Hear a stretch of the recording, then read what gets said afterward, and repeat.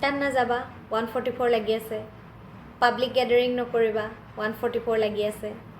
এই 144 হয় কি আজি তাৰ বিষয়ে জানো 144 হৈছে CrPC এটা section criminal procedure code of ইণ্ডিয়াৰ সেকশন 144 আৰু BNSS অৰ্থাৎ ভাৰতীয় নাগৰিক সুৰক্ষা সংহিতা 2023 সেকশন 163 মেনশন কৰিছে power to issue order in case of nuisance or apprehended danger. That means যদি কিবা nuisance create হয় বা যদি danger অহাৰ সম্ভাৱনা থাকে বা যদি breach of peace হয় বা শান্তি ভংগ হয় তেতিয়াহ'লে এইটো সেকশনৰ আন্ডাৰত অৰ্ডাৰ ইস্যু কৰাৰ পাৱাৰ দি ৰখা হৈছে ইয়াতে মই এটা কথা কৈ ৰাখো যে IPC CrPC আৰু ইণ্ডিয়ান এভিডেন্স এক্ট এই নিউখন এক্টক ৰিপ্লেস কৰা হৈছে তিনিখন নতুন এক্টৰ দ্বাৰা আৰু ই ইফেক্টত আহিব ফ্ৰম 1st of July 2024 ৰ পৰা মই যদিও ইয়াতে সেকশন 144 অফ CrPC বুলি মেনশন কৰিছো ইয়াক কিন্তু BNSS ৰ সেকশন 163 হে মেনশন কৰা আছে কিন্তু ভিতৰৰ বস্তুখিনি অলমোষ্ট সেম হে কাৰণে মই 144 বুলি ক'লে আপোনালোকে 163 অফ BNSS বুলি ধৰি ল'ব পাৰে এটা আমি গম পালো যে 144 হৈছে CrPC ৰ এটা সেকশন কিন্তু ইয়াক কোনে ইম্পোজ কৰিব পাৰে ইয়াক ইম্পোজ কৰিব পাৰে District Magistrate বা DM, Subdivisional Magistrate বা SDM, Executive Magistrate যাক specially empower কৰা হয় by the state government. So তেওঁলোকে কেনেকৈ impose কৰিব পাৰে by a written order mentioning about the material facts. তেওঁলোকে material fact কি বা urgency কি 144 impose কৰাৰ তাক লিখি এটা অৰ্ডাৰ পাস কৰিব পাৰিব আৰু তেতিয়াহে তেওঁলোকে সেকশন 144 অফ CrPC impose কৰিব পাৰিব এতিয়া আমি গম পালো যে 144ত কিছুমান শান্তি শৃংখলা বৰ্তাই ৰাখিবৰ কাৰণে বাধা নিষেধাজ্ঞা দিয়া হয় কিন্তু এই বাধা বা নিষেধাজ্ঞাবিলাক বা ৰেষ্ট্ৰিকশনছ বিলাক কেনে ধৰণৰ হ'ব পাৰে এয়া হ'ব পাৰে যে আপোনাক পাব্লিক গ্যাদাৰিঙত বাধা দিব পাৰে যে চাৰিজন বা চাৰিজনতকৈ অধিক মানুহক একেলগে গোট খোৱাত আপোনাক বাধা দিব পাৰে নেক্সট আপোনাক কোনোবা পাৰ্টিকুলাৰ জাগালৈ যোৱাত বাধা দিব পাৰে তাৰপিছত আপুনি যদি কিবা আগতে যদি ফ্ৰীলি কিবা আৰ্ম কেৰি কৰিছিল আপোনাৰ লগত তেতিয়াহ'লে সেইটো সময়ত হয়তো আপোনাক এই ফ্ৰীলি আৰ্মছ কেৰি কৰাত আপোনাক ৰেষ্ট্ৰিকশনছ আনি দিব পাৰে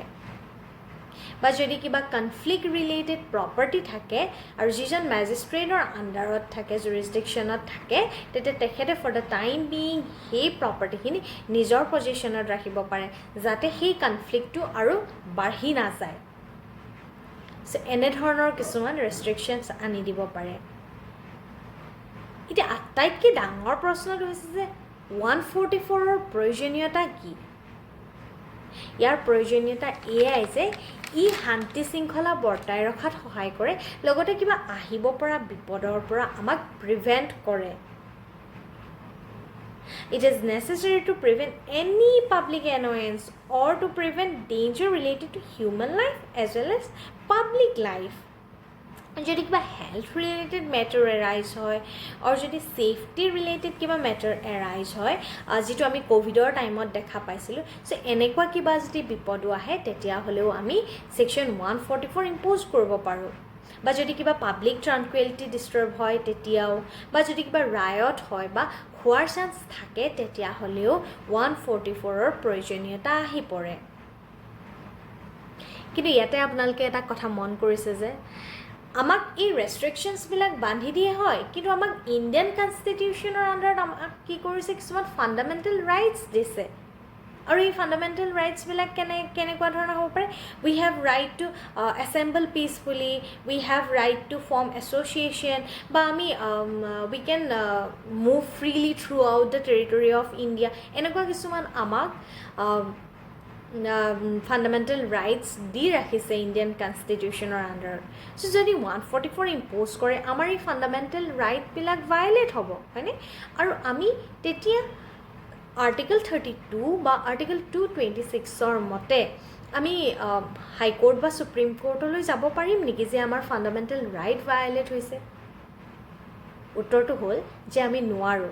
কাৰণ 144 আণ্ডাৰত যিবিলাক ৰেষ্ট্ৰিকশ্যনছ দিয়া থাকে এইবিলাকক ৰিজনেবল ৰেষ্ট্ৰিকশ্যনৰ আণ্ডাৰত ধৰা হয় এতিয়া যদি কোনোবাই এই যে 144 আণ্ডাৰত যিবিলাক আমাক ৰেষ্ট্ৰিকশ্যনছ বান্ধি দিছে এইবিলাক যদি ভাইলেট কৰে তেতিয়াহ'লে কি হ'ব পাৰে তেতিয়াহ'লে তেওঁৰ জেইল হ'ব পাৰে 3 বছৰ পৰ্যন্ত আৰু এই 144ক কিমান পিৰিয়ড বা কিমান ডিউৰেশ্যনৰ কাৰণে ইম্প'জ কৰিব পাৰে ইয়াক 2 মাহৰ কাৰণে ইম্প'জ কৰিব পৰা যায় আৰু যদি খুব বেছি নেচেচেৰী হয় তেতিয়াহ'লে বা যদি আৰ্জেঞ্চি আহি পৰে তেতিয়াহ'লে ইয়াক ইনক্ৰিজ কৰিব পাৰে নেক্সট 6 মান্থৰ কাৰণে ইয়াতে এটা কেছ ল ডিছকাছ কৰোঁ আহক Madhu Limaye versus sub divisional magistrate 1970 case হয় য'ত এখন 7 জাজেছ বেঞ্চ বহিছিল and it was headed by chief justice of India M Hidayatullah আৰু ইয়াতে এইটো হেল্প কৰা হৈছিল যে Section 144 of CrPC imposed কৰা যি power, it's not an ordinary power. Rather, it is an administrative power. আৰু সেই কাৰণে ইয়াতে যেতিয়া impose কৰা হয়, proper judicial procedure follow কৰিহে impose কৰিব পৰা যায়। আৰু সেই কাৰণে মেজিষ্ট্ৰেটে ইয়াৰ impose কৰাৰ আগত এটা pre-inquiry চলাব আৰু he will record the urgency of the matter. কি কাৰণে 144 ইম্প'জ কৰিব লগা হৈছে তাৰ আৰ্জেঞ্চিটো ৰেকৰ্ড কৰিব